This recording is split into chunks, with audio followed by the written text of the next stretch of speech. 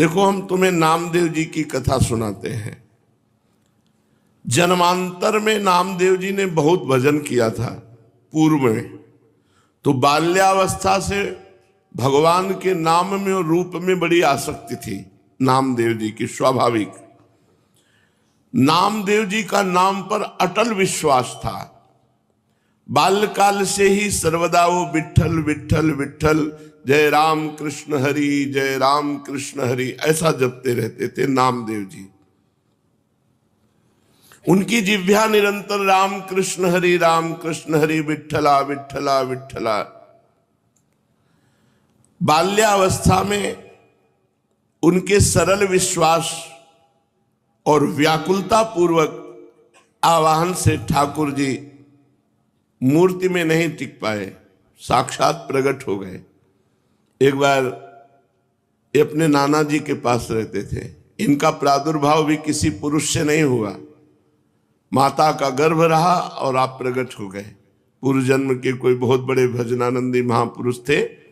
इनकी माता जी बाल्यकाल में अपने पिता से अर्थात नामदेव जी के नाना से पूछा कि मेरा पति कौन है, तो उन्होंने ठाकुर जी को बताया, ये ठाकुर जी आपके पति हैं। तो बाल्यावस्था से उन्होंने दृढ़ निश्चय करके वैसे ही व्यवहार जैसे एक नवकिशोर पुरुष से किया जाता है, वैसे ही ठाकुर जी पर दृष्टि रखना, और वो दृष्टि माधुर्य भाव से रखना, श्रृंगार भाव से, कांता भाव, प्रभु मेरे पति हैं। जब ये नवयुवती हुई तब इन्होंने प्रभु से कहा कि मेरी मांग है कि मेरे संतान हो अब आपसे, जब आप हमारे पति हो तो आप हमारे संतान प्रदान करें। तो अनंत ब्रह्मांड जिनके संकल्प से प्रकट हुए, उन्हीं भगवान के संकल्प से नामदेव जी महाराज गर्भ में आ गए। अब जब गर्भ बढ़ने लगा तो आपस में लोगों की चर्चा होने लगी, देखो सयानी लड़की का ब्याह न हो करने से यही दुर्गति होती है। ये चर्चा नामदेव जी के नाना के कान में पड़ी। अभी नामदेव जी गर्भ में ही थे।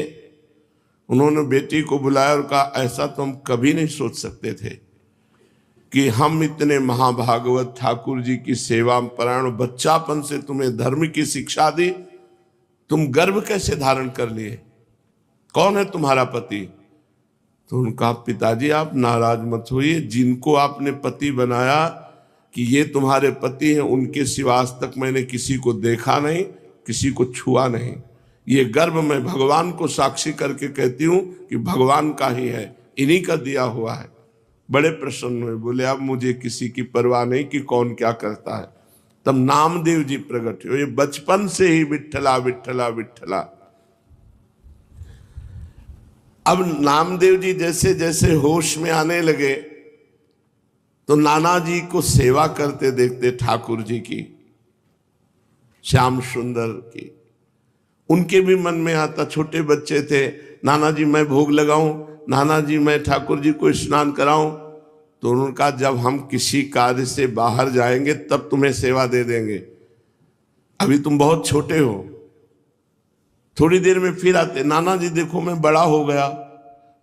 बोले एक दिन में थोड़ी बड़ा हो जाता है, अभी थोड़ा और समय लगे। दूसरे दिन फिर, अब नाना जी बड़ा हो गया।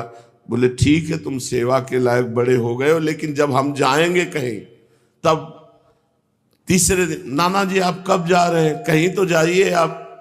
तो उनको ठाकुर सेवा के निमित्त से कुछ सामान लाने के लिए जाना था। तो कहा, देखो बच्चापन मत करना, हमारे ठाकुर जी भूखे ना रह जाए, उनको दूध पिलाओ, भोग सामग्री। बहुत प्यार से ठाकुर सेवा की जाती है। अरे भोग रख दिया, पर्दा लगा दिया, ऐसे नहीं हमारे यहाँ किया जाता। पर्दा भी लगा दिया तो पर्दा के अंदर आप बैठो, एक हाथ में पंखा हो और एक हाथ से ऐसे पवाते जा रहे हो। लाड़िले हैं, राजकुमार हैं, हमारे प्राण प्यारे हैं, अपने यहाँ ऐसे ही भोग लगाते हैं राधा पी जी को। एक लोग बैठो पद सुनाओ, दूसरा पवाओ, उनको ऐसे गान बजान के से दुलार करके पाओ। कोई भूखे थोड़ी है, तुम्हारे भाव के भूखे। 45 मिनट भोग लगता है कम से कम, ऐसे पवाया जाता है। अब नाना जी गए, बहुत नाच पड़े कि आज मुझे ठाकुर सेवा मिली है। अब नामदेव जी ने जैसे नाना जी भोग पधराते थे पधराया, और इसके बाद वो पर्दा लगा के अंदर हो जाते थे, वो तो देख नहीं पाते थे, तो पर्दा लगा के आप अंदर हुए। अब भोग सामग्री में जैसे जल फेरा के जल रखना, भोग लगाना, नाना जी ने कहा भूखे न रह जाएं, अगर ये भूखे रह गए और नाना जी से बता दिया तो कभी सेवा नहीं मिलेगी। नामदेव जी ने कहा ठाकुर जी पालो। वहां तो ठाकुर जी पा ही नहीं रहे, वो भाव से भोग लगाते थे। सबसे बड़ी पीड़ा ये थी कि नाना जी को ठाकुर जी कह देंगे कि मैं भूखा हूं और भोग नहीं पाया तो हमें सेवा नहीं मिलेगी। नामदेव जी ने बार बार प्रार्थना की, जब नहीं पाए तो नामदेव जी ने कहा कि देखो अगर नहीं पाओगे छुरी ली, कहा अपना गला काट देंगे, आपको पाना पड़ेगा, नहीं हमारी सेवा छूट जाएगी। अब वो सीधे एकदम सरल बच्चा बिल्कुल सच्चाई में उतर आए, वो भगवान प्रकट हो गए। कहा पाओ, बोले हम रोज वैसे ही पाते थे जैसे तुम पर्दा लगा दिया, वैसे भाव से पा लेते थे, तुम तो जबरदस्ती कर। बोले नहीं, पूरी थाल का पाओ। जब शिकायत करोगे नाना से कि हमें वो ठाकुर जी बातचीत कर रहे हैं, अपने हाथ से नामदेव जी दूध पिला रहे ठाकुर जी को, तो अत्यंत व्याकुलता और सत्य भाव कि ठाकुर जी हैं, ठाकुर जी को प्रकट होना पड़ा और दुग्ध पान किया। बड़ी प्रसिद्धि नामदेव जी की, नाम का प्रकाश। भगवान विट्ठल उस दिन से रोज वार्ता करते थे नामदेव जी से। एक बार काशी आदि तीर्थों की यात्रा करके निवृत्तिनाथ, ज्ञानेश्वर, सोपान देव, मुक्ताबाई, नामदेव और गोरा कुम्हार जी के घर ये सब बड़े बड़े संत बैठे हुए थे। समस्त साधुजन गोरा कुम्हार भी बड़ी ऊंची के स्थिति के महात्मा थे, तो उनके यहाँ एक थापी पड़ी हुई थी जिससे मटकी को गोल किया जाता है। मुक्ताबाई ने ऐसे थापी उठाई और गोरा कुम्हार से कहा चाचा जी ये क्या वस्तु है? गोरा कुम्हार जी ने कहा ये थापी है। मुक्ताबाई ने कहा ये किस काम में आती है?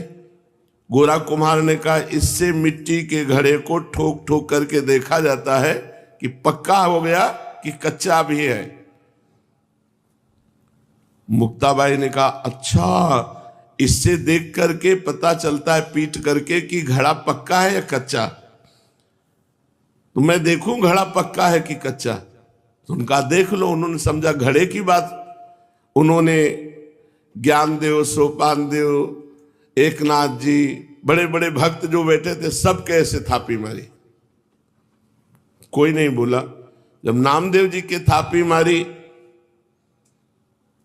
तो उन्होंने कहा ये क्या है, ये क्या खिलवाड़ कर रहे, सर पे थापी मार। बोले चाचा ये घड़ा कच्चा है। ये बोल पड़ा ये घड़ा कच्चा है।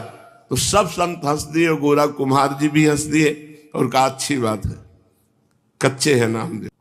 गोरा कुम्हार ने जब कहा कि हाँ कच्चा, तो नामदेव जी को बड़ा सकुच लगा, एक अपमान जैसा प्रतीत हुआ और वे क्रुद्ध हो गए। उन्होंने कहा दोबारा थापी हमारे माथे पे मत मार देना। और सब लोगों ने हमें कच्चा क्यों कहा? यह अन्यायपूर्ण क्रिया साधु होकर के ऐसा थोड़ी किया जाता है, नामदेव जी ने कहा। गोरा कुमार और अन्य साधुओं के मस्तक पर जब थापी थप थप करके लगी तो किसी ने नहीं बोला, लेकिन नामदेव जी को गुस्सा आ गया और नामदेव जी ने ऐसा बोला। गोरा कुम्हार जी ने कहा यह कच्चा घड़ा पक्का है, मतलब इसमें संशय नहीं है, नामदेव जी कच्चे साधु हैं। अब उनको और सब संतों के बीच में ऐसा जब कहा तो हृदय में बड़ा चुभा। नामदेव बुरा मत मानना, तुम भक्त अवश्य हो, इसमें कोई संशय नहीं, पर अभी तुम्हारे अभिमान को कोई चोट नहीं पहुंचाया, अभी तुम्हारा अभिमान सुरक्षित है, इसलिए तुम कच्चे साधु हो। ठाकुर जी के पास वो एकांत में गए विट्ठल भगवान से, और विट्ठल भगवान से कहा कि सब लोग हमको कच्चा कह रहे हैं, तो मैं कहाँ से कच्चा हूँ?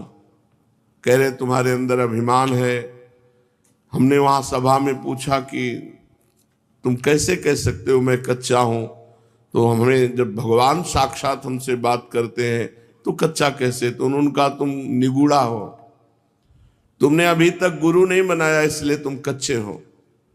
तो मैं आपसे ये पूछ रहा हूं कि गुरु का कार्य क्या होता है, आपसे मिला देना हो, आप रोज हमसे बात करते हो तो हमें गुरु की क्या आवश्यकता है। नामदेव जी ने कहा, नामदेव जी अत्यंत दुखी पंढरपुर भगवान श्री विट्ठल जी से ऐसी जब प्रार्थना की तो विट्ठल भगवान ने कहा कि जो संतों ने निर्णय किया वो सच्चा निर्णय किया है, तुम अभी कच्चे हो। अब तो और जलन पैदा हो गई, अभी तक तो संत कह रहे थे, भगवंत भी कह रहे हैं, तो प्रभु बताओ मैं पक्का कब होऊंगा, क्योंकि मैंने आपके सिवा किसी को कुछ नहीं माना, आप ही सब कुछ हमारे हो। देखो जब तक तुम गुरु को स्वीकार नहीं करोगे तब तक तुम चाहे हमारे गले लगो, हमसे बात करो, हमारे संग खेलो, तो भी तुम कच्चे ही रहोगे। हम तुम्हारे साथ सदैव रहते हैं, किंतु इस पर भी तुम्हें किसी मनुष्य देहधारी पुरुष को गुरु रूप स्वीकार करके उसके सम्मुख साष्टांग दंडवत होकर उसकी शिक्षा ग्रहण किए बिना तुम पक्के साधु नहीं हो सकते, क्योंकि तुम्हारा अहंकार ज्यों कहते सुरक्षित है। जब गुरुदेव के चरणों में साष्टांग लौटोगे और उनके वचन सुनोगे तब तुम्हारा अहंकार नष्ट होगा। अतएव तुम गुरु का वर्ण करो। तो नामदेव जी ने कहा कि प्रभु मैं कहाँ गुरु खोजूं, किसको गुरु बनाऊं। तो कहा जाओ, सामने जंगल है, उसमें एक भगवान शंकर का मंदिर है, उसमें एक विशोबा खेचर नाम के महापुरुष पड़े हुए हैं, उनको गुरु रूप में वर्ण कर लो। वहां गए, बड़ी विचित्र दशा देखी। वो बड़े अवधूत कोटि के महापुरुष, भगवान शंकर के पिंड पर जो चिन्ह है शिवलिंग, उस पे तो पैर रखे हुए हैं और डेहरी पे सर रखे हुए आराम से सो रहे हैं। नामदेव जी गए, उन्होंने कहा कि इनको क्या गुरु बनाए, ये तो साधारण वैष्णव धर्म को भी नहीं जानते हैं। शिवलिंग पर पैर रखे हैं और डेहरी पर सिर रखे हैं। कहा महात्मा शिव जी से पैर हटाइए। तो आंख खोल के देखा और कहा बेटा जहां शिव न हो वहां पैर रख दो। इस बात को वो समझ नहीं पाए कि कण कण शिव स्वरूप है, कोई ऐसा कण नहीं जहां शिव ना हो। उन्होंने पैर पकड़ा और हटाया, जे ही हटाया तो वहां दूसरा शिवलिंग, जिधर हटाते उधर शिवलिंग, क्योंकि सिद्ध महापुरुष ओहो चरणों में गिर गए। कहा बेटा कोई कण ऐसा नहीं जहां भगवान ना हो। बस नामदेव जी के हृदय में ये बात बैठ गई, कोई कण ऐसा नहीं है जहां भगवान नहीं, सर्वत्र भगवान है। नामदेव जी को उपदेश दिया। नामदेव जी ने विशोबा जी के चरणों में आत्मसमर्पण कर दिया। नामदेव जी विट्ठल भगवान को केवल मंदिर में ही मानते थे। एक दिन एक कुत्ता वो ठाकुर जी के लिए भोग बना रहे थे, रोटी बना के ऐसे रखी, घी गरम कर रहे थे, वो रोटी लेके भागा। गुरुदेव की बात याद आई, कोई कण ऐसा नहीं जहां श्री भगवान न हो। तो कुत्ते में भी भगवान है। कटोरा घी का लेके पीछे भागे चले जा रहे, प्रभु रूखी मत खाओ, घी चुपड़ा लो, नाथ अब हमसे छुप नहीं सकते, गुरुदेव की कृपा हो गई, आप ही हो। कुत्ते में भगवान को ढूंढ लिया। भगवान विट्ठल भगवान कुत्ते से प्रकट हो गए और कहा देखा गुरु कृपा देखी, मैं ही मुक्ताबाई के हृदय में बैठकर तुम्हारे थाप मार रहा था, तो तुमने मुक्ताबाई में मुझे न देखकर मंदिर में आके शिकायत की, और आज गुरु कृपा हो गई तो कुत्ते में तुमने मेरे को पा लिया, कुत्ते में मेरा साक्षात्कार कर लिया। तो गुरु कृपा विशिष्ट है, केवल ग्रंथ से देखकर मंत्र पढ़ने से भगवत प्राप्ति नहीं होती, गुरु कृपा से होती। 6 महीने में भगवत प्राप्ति कर ली ध्रुव जी ने, क्योंकि नारद जी जैसे समर्थ गुरु द्वादशाक्षर मंत्र का उपदेश किया। पांडुरंगा के आदेश से नामदेव जी सिद्ध महापुरुष हो गए, सर्वत्र भगवान का। एक बार भूत प्रकट हुआ तो उसमें कहा जय हो लंबकनाथ, बहुत लंबा चौड़ा भूत, उसमें विट्ठल भगवान को देख लिया। नामदेव जी के निरंतर अश्रु चलता रहता और गुरु प्रताप से सर्वत्र भगवान का साक्षात्कार करते। अचित चित ईश्वरहा चेतन अचेतन सब कुछ भगवान है, ऐसा नामदेव जी को दर्शन होने लगा। व्यास, पाराशर आदि महर्षि गण ने चेतन अचेतन सब कुछ भगवत स्वरूप लिखा, भगवत स्वरूप देखा। इसलिए नित्य गुरु की आज्ञा में रहे, प्रकृति अविकृति विश्वयोनि शुभा नाना वर्णात्मिका अजा त्रिगुण सुनिलया अव्यक्ता निर्व्यापारः परार्था महन्मितसु, ऐसी दिव्य माया शक्तियों का पार पाकर वो परम पद का अधिकारी होता है जो गुरुदेव के चरणों का आश्रय ले लेता है। इस प्रकार चेतन अचेतन में सर्वत्र भगवत दर्शन कराने की सामर्थ्य केवल गुरुदेव में है। केवल मंत्र जपने से नहीं होगा कि तुम किसी किताब पुस्तक ग्रंथ से मंत्र ले लो और उसी से जपो और भगवान की प्राप्ति हो जाएगी। हमको ऐसे गुरु की जरूरत है जो आकार रूप धारण करके हमारे सामने हमको उपदेश करें, हमको डांटे, हमको दुलार करें, जिससे हम माया मुक्त हो जाएं। शिष्यस्य तद्दिनम देवी कोटि सूर्य ग्रह समः चंद्र ग्रहण कालम ही तद्दिनम वरवर्णिनी गुरोर दर्शन मात्रेण सर्व पापै प्रमुच्यते तत्क्षणात् चलापांगी दानम कुर्याद् विचक्षयाः। हे महादेवी, जिस दिन गुरु दर्शन लाभ हो जाए उस दिन शिष्य को करोड़ों सूर्य ग्रहण में दान देने का फल प्राप्त हो जाता है।